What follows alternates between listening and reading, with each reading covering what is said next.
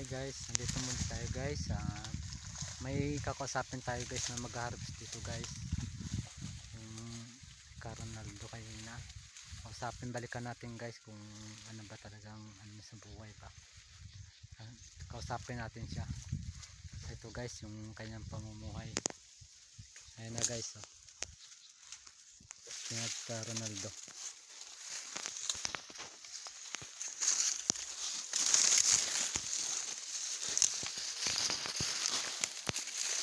Grabe ang init guys ang mag-harvest ng mais guys. Yan guys. Yan guys si Kuya, anong pangalan mo kuya? Terencio Constantine. Ito guys si Kuya Lorenzo Tino. Siya guys nag-harvest tayo ng mais guys. Para pang uwi sa kanyang pamilya. Ito guys, grabe ang hirap guys, matindang init guys. Ito guys, para kumita lang ng pera guys, pang uwi sa pamilya, may makain ng kanyang mga anak. Kuya, ilang anak mo kuya? Dalawa lang. Dalawa nga lang daw anak niya. Ito guys, yung sako niyang pupunin niya guys, ang bimpiyang guys, malaki yan.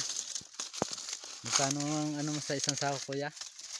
48 lang ang bigay sa kanya guys. 48 ang araw. Ano lang sako lang. sa isang araw, ano sako lang daw guys ang niya. Ilang kilo na nabigas? Ay, 55. Bali 3 kilo lang yan. 55. Ayan daw, pangbili na ng bigas sa kanyang pamilya. Ayan guys.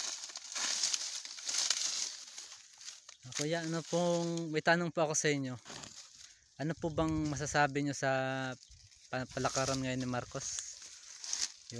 Yung mula galing pag-upo niya hanggang ngayon, natupad ba niya yung mga pangako niya sa mahirap? Ang iba natupad, ang iba wala. Kagaya sa inyo, ano po bang hindi niya natupad ngayon na may ayuda manggaling panghatag pero liduron ta. Madawat manggaling nato pero muna na.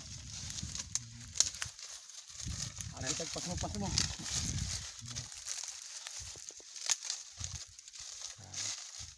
Ayan guys, bago lang daw matanggap ni ata yung ayuda, ranas daw ng mga pamapasma, gutom. Kung malakas ka raw sa barangay, meron. Kung wala, hindi ka mabigyan, lagpas lang daw. Ito guys, ang kanyang ano. Kaya guys, ang ano din kay Pangulong Marcos, anong masasabi niyo gusto niyo iparating kay Marcos? Mahal Pangulo. Ang iyang kanang iyang gisaad. Iyan ta man tumanon kay dili man sa maingon ana unta. Di man sa maingon na karon kung wa pa ang mga tao. Baka napresidente ba siya wala yung mga tao nga nagtabang niya. Ito yung sabihin nyo, Rayot. Uulitin natin sa mahal na Pangulo. Unta, iyang tumano ng iyang ipungsaad sa mga tao.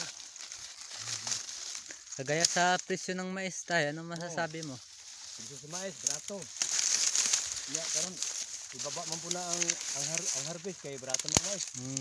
Kaya iyang mahal pong harvest. Di panang mga harvest rin kana. Kaya karon harvest ni. Barato mga mais. Alang mahalon sa iya. Ito po. Kupras, barato.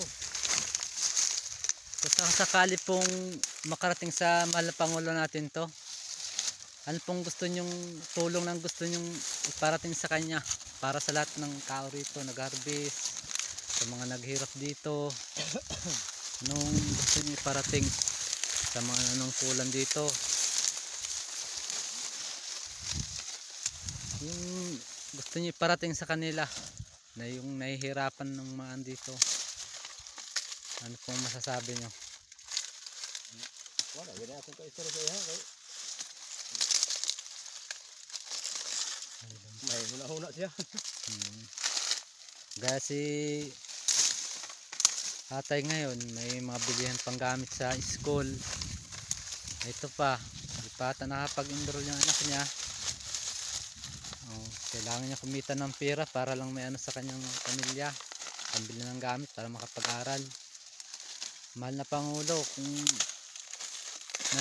kung nakikita nyo ngayon to, maawa kayo sa mga nag-harvest dito sa Jinsan. Napakamura ng mais. Tapos ang bilihin ng bigas, napakamahal, maabot na ng 60 ang kilo. Umaaray na sila rito. Kaya po, tulungan po natin sila. Sabi sa maghapon pawis, minsan ulan, masagopa sa pag-harvest. Higaan pa naman rin, klaro. Yung higaan pa nila rito hindi maayos para lang kikita sa kanilang pamilya. Klaro lang. Guys, kung sino man nakakapanood ngayon, tulungan po natin sila. Hawa po tayo. Marami pong nahihirapan dito. Ayan na po.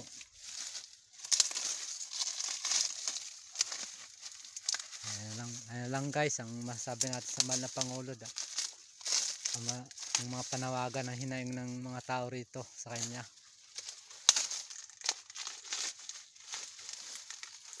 Sa Ronaldo.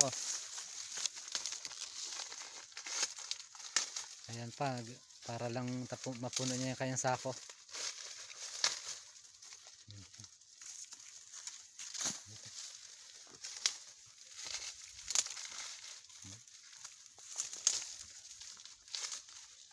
Okay po, hanggang dito lang guys. Bukas po, hint po natin ng pamumulila bukas. Part 2 po bukas.